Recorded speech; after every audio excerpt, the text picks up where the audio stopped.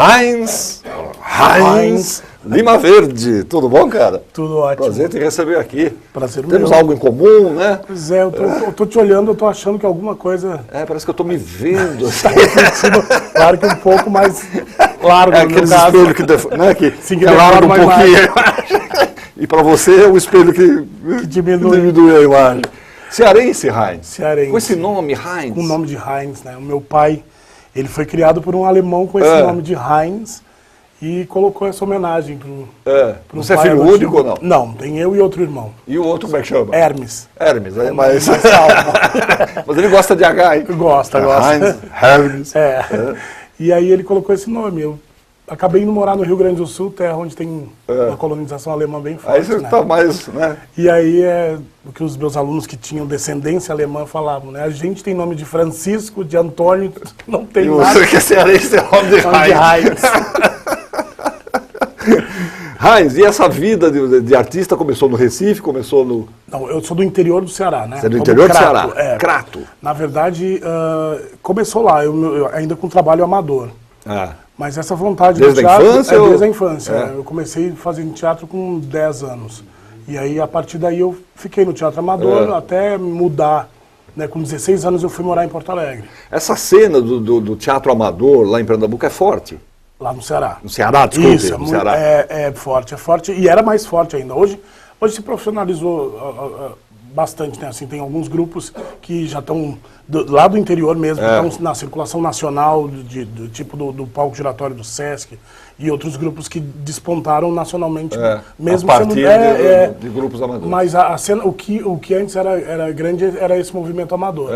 Aí eu fazia parte de alguns grupos lá, e aí depois saindo de lá eu fui buscar profissionalização, né?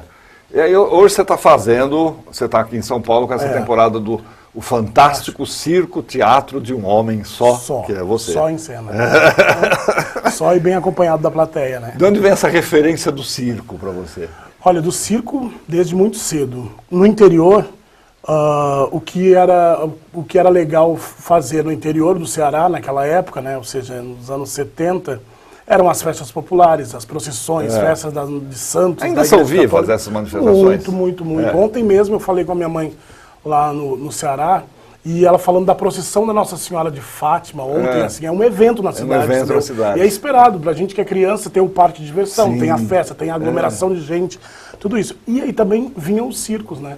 E a partir desse momento, o meu avô viu que despertou alguma coisa em mim e ele me levava. Sempre que aparecia parque ou circo na cidade, era certo que eu estava lá. Só que teve um momento que eles não começaram mais a me controlar, porque eu começava a fazer amizade com o pessoal do circo.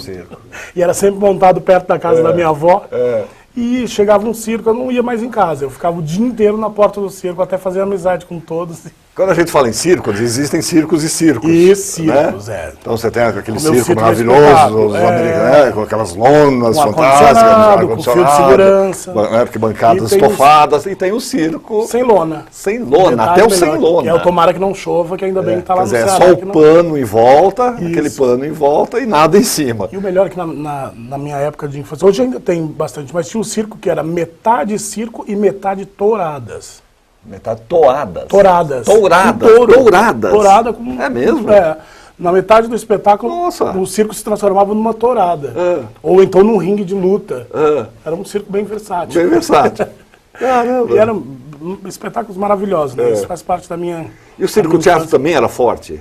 Não, lá eu acho que a cultura do circo-teatro ficou para trás bem antes do que o que tem aqui no sul do país e aqui em São Paulo mesmo, né? Em Sorocaba tem o grupo Guaraciaba, que eu acabei conhecendo o pessoal agora, e aqui ainda se mantém esses espetáculos vivos e esses grupos, né? Lá tem o Teleco no Rio Grande do Sul, tem o Biribinha em Santa Catarina, que são famílias que até hoje mantêm, né?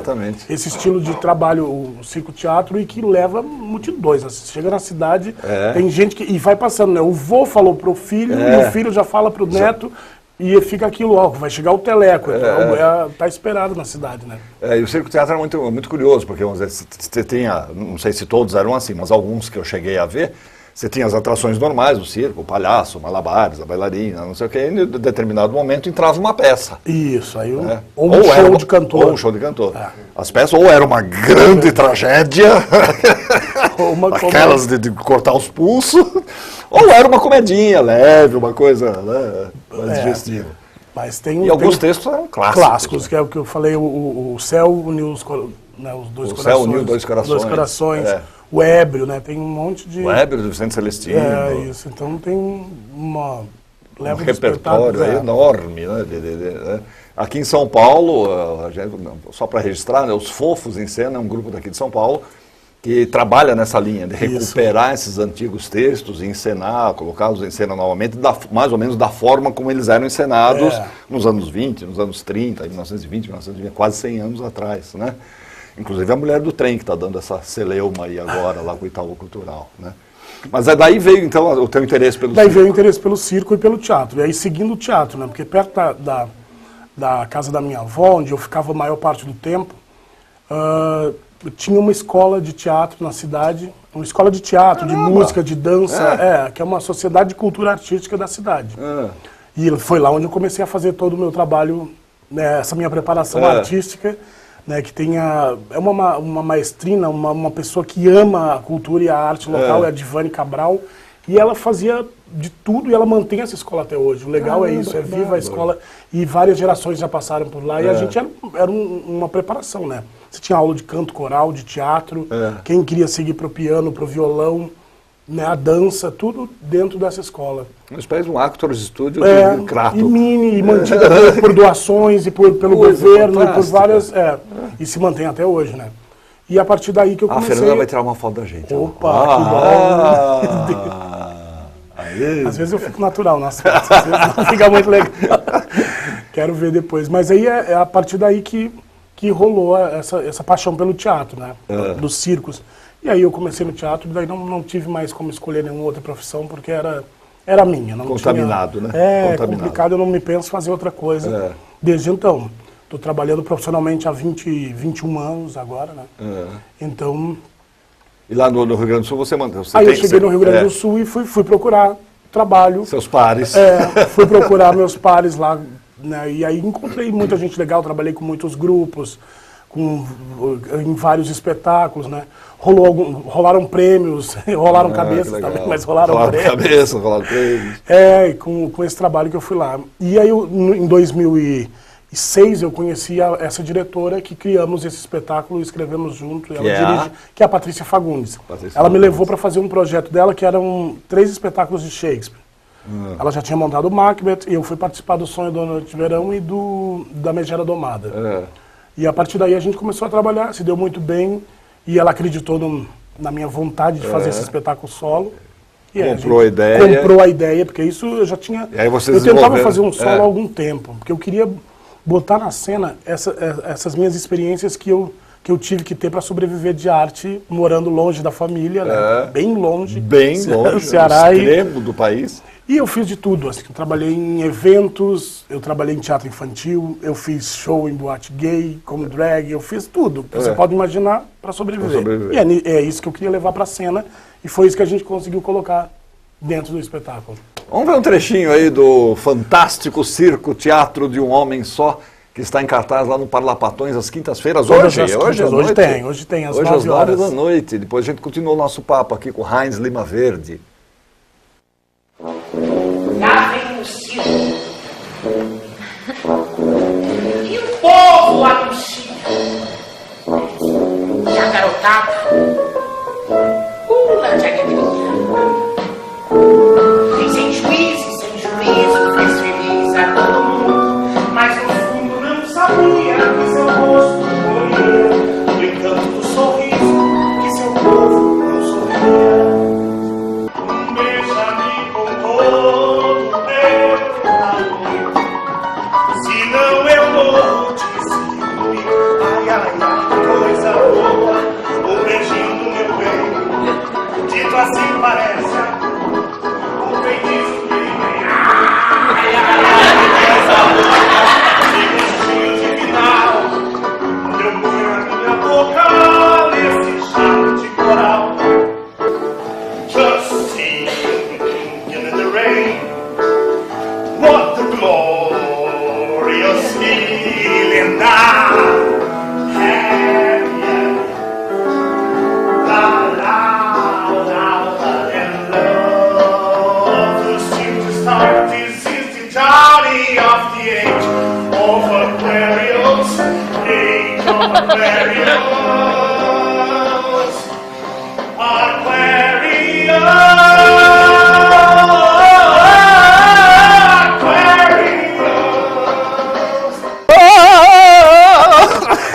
Isso eu tô contando a minha loucura na infância que eu fazia os musicais em casa. Quer dizer, são referências da sua vida. Claro, vou contando e vai... Você começa falando do circo, quer dizer, o circo tem aquela coisa mágica, aquela coisa que entra no, né? Pega pelo emocional da gente. Isso, a gente mostra o mágico, mas a gente conta o por trás de tudo também. O que acontece. Que é a vida do artista. A vida isso que o espetáculo trata, exatamente. né? Desse sonho que a gente quer levar adiante, mas... É admirável que essas famílias que levam o circo pra frente. É muito legal, eu fico apaixonado. Assim, é um amor incondicional, porque é uma vida tão difícil. A gente fala da vida de teatro, mas você imagina a vida do circo. É mágico, é mágico, mas né, a gente sabe o sacrifício que é de criar aquelas crianças mudando de cidade para cidade, dependendo desse público você não que tem vem, endereço, que não vem, não tem endereço, você não tem... Mas é um amor, né? A coisa de amar aquilo que faz e de acreditar que é possível sobreviver daquilo. Né? Aí você coloca isso logo no começo, essa abertura, né? Você localizando a coisa do circo e tal. Aí você já vem com uma aí tem várias. Uma vedete ali, Outra paixão minha, que é o teatro de revista, né, que já li, busquei coisa e tive a oportunidade de conhecer a Heloína, que foi uma das últimas vedetes do teatro brasileiro que mora em Porto Alegre. Né? Hoje ela está morando em Portugal. Ela era professora lá em Porto Alegre. Isso mesmo. Ela trabalhou como professora de teatro, a Heloína Ferraz. E a gente fez essa homenagem para ela. Quando eu conheci, que ela começou a me contar realmente dos bastidores, de toda a história, aí eu fui ficando mais apaixonado. Eu disse, vou ter que fazer uma homenagem. Posso? E ela, claro. Me dá um número seu, e ela me deu o primeiro número que ela fez. Que foi esse? Não, o número é uma poesia da Uva, que é uma brincadeira, um número de plateia que ela fazia. Sim, porque as vedetes eram famosas pelos números de plateia. Elas faziam os entreatos. Os espectadores estavam a fim de ver, né? Elas de pertinho. Queriam ver as garotas de perto. E era uma coisa que era uma sensualidade, mas ao mesmo tempo uma coisa velada, né? O texto é maravilhoso. Jogo, esse texto da Uva que ela fez, que ela estreou, né, no Teatro Fazendo, o legal é que tem um duplo sentido. Só que é ingênuo e ao mesmo tempo é muito engraçado da forma... Picante e ingênuo. É isso que é legal. Essa é a graça, né? Essa é a graça. Quer dizer, ele não resvalava nunca para pornografia, não. Ele ficava sempre nesse meio termo, que era a graça dele. Isso que era a graça. Aí na sequência você faz o Aquário. É isso, que são as brincadeiras que eu fazia em casa, né? Que era eu via no cinema, que era a minha tia o que me Singing levava. in the Rain? Isso, e aí eu chegava em casa e via, porque lá e brincava em casa. Lá no interior tinha as matinês que eles passavam filmes, os clássicos. Os clássicos. Que era o que a minha tia me levava no sábado. Que deviam chegar 3 anos depois, lá, né, provavelmente. Com certeza, né? Com certeza. Já eram clássicos quando lançavam. Então é isso. E aí, a partir daí, eu chegava em casa, eu queria reconstruir as histórias, fazer os musicais, tudo, claro, precariamente, mas para mim era o meu universo. Era o universo, de brincar com os figurinos, de inventar acessórios, adereços. Mais alguém na sua família enveredou pelo caminho artístico ou não? Ninguém, todo mundo bem normal. E a família reagiu bem? No início eu acho que eles não acreditavam muito que eu ia levar isso sempre adiante. Tem essa coisa, né? Sempre. É tanto que, como eu fui morar em Porto Alegre, muito distante, e a minha família não me visitava lá, né? Então eles me viram muito depois do meu trabalho. Eles já viram depois de 10, 12 anos. Já desenvolvido. Já com outra. E eu tive a oportunidade de levar para minha cidade Você fez o espetáculo. Fui na Mostra Cariri, que é uma mostra bem forte lá, que tem no interior do Ceará, uma mostra de teatro. Pô, uma emoção para você, não? Foi muito emocionante, até porque eu falo dessas pessoas que me ajudaram nesse momento, né, dando força. A minha avó, o meu avô, quem me ajudou dando essa força para seguir adiante. Para seguir adiante, né?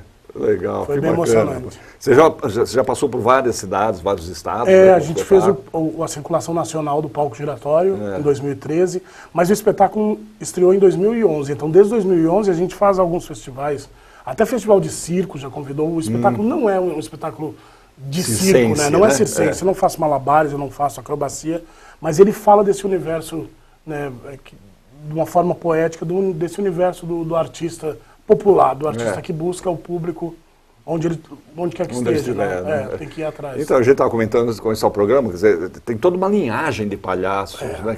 As pessoas falam, o palhaço, que dá a impressão que é aquele palhaço que a gente... Não, né? tem todos os Existem tipos. vários tipos de palhaços, os Isso mais que é legal. ingênuos, os mais safados. Os mais safados. Né? Quer dizer, tem Aqueles toda que uma não linhagem. falam nada com nada e são filósofos como Tiririca. Os mudos, né? Aqueles que É, absolutamente são- não falam. Os personagens né? são fantásticos. São né? fantásticos, é todo um universo. Né, E são esses palhaços mais populares que eu tenho na minha cabeça, né? na minha lembrança. Foi o que você viu. Que foi o que eu né? vi primeiro. Ali na cidade, lá, tal, no cirquinho. Tem mais um trecho, vamos botar mais um pedaço do fantástico Circo Teatro de um Homem Só, Teatro Parlapatões, às quintas-feiras, às 9 da noite. Até quando, Heinz? Até 25 de junho. Opa, tem maio e temporada junho. boa. Temporada Tão boa. difícil uma temporada assim, mais de um mês. Mas ganhamos, foi bem legal. Legal. Vamos ver. Imploro por um petisco. Sou covarde, vil, mesquinho, às vezes baixo. Sou sem era nem pena, misturado com a sujeira.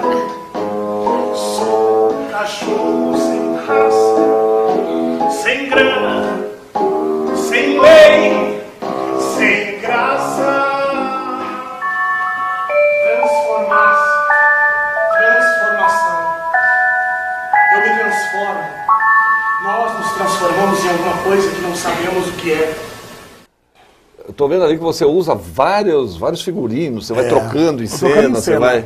O público vai vendo essa Você tem transformação. uma espécie de um camarim ali. É um picadeiro, com um mini camarim do lado, né? E tem uma empanada em que em alguns momentos eu faço essa troca atrás e outras é sempre na frente do público. Quer dizer, assumidamente. É legal, é se mágico, né? Ver essa transformação. exatamente, Porque eu faço, vai mudando da vedete, essa homenagem da vedete, ela começa velha, ela começa contando as memórias, entendeu? E ela se transforma, ela toma o elixir da longa vida, que está em cena, e essa transformação acontece, ela fica exuberante, bonita, nova, jovem, e aí vem fazer o número que ela fazia, antes. Tudo uma grande brincadeira, né, com essa coisa do fantástico, essa palavra fantástica, e a gente quer brincar com isso, né, com que você pode ser fantástico com aquele tão pouco, tão mínimo, assim, só com a imaginação. Com a imaginação, exatamente. Já é o que a plateia acho que mais gosta no espetáculo, então, quer brincar com isso. Em determinado momento você se coloca de palhaço mesmo. De palhaço, né, maquia, tira maquiagem, vai tudo na frente do freguês. Na frente do freguês. Esse é um desafio, né, não? Isso é até hoje, porque eu estou dando o texto e eu estou fazendo essas marcas e essa transformação e às vezes por um detalhe você se perde no tempo. Até porque a trilha sonora sou eu que opero em cena. Ah, você opera a trilha. E aí eu disparo a trilha e muita coisa é cronometrada ali em cima da trilha. Sim, o espetáculo não é só musical, né? Que a gente tem umas cenas, né? A música, ela costura toda a história, mas ele não é um espetáculo musical, né? Ele é uma comédia musical. É uma comédia que tem música, que tem música, Porque eu tenho paixão por música, assim. No espetáculo mesmo eu falo. Tem sempre, em qualquer momento, tem uma trilha na minha cabeça.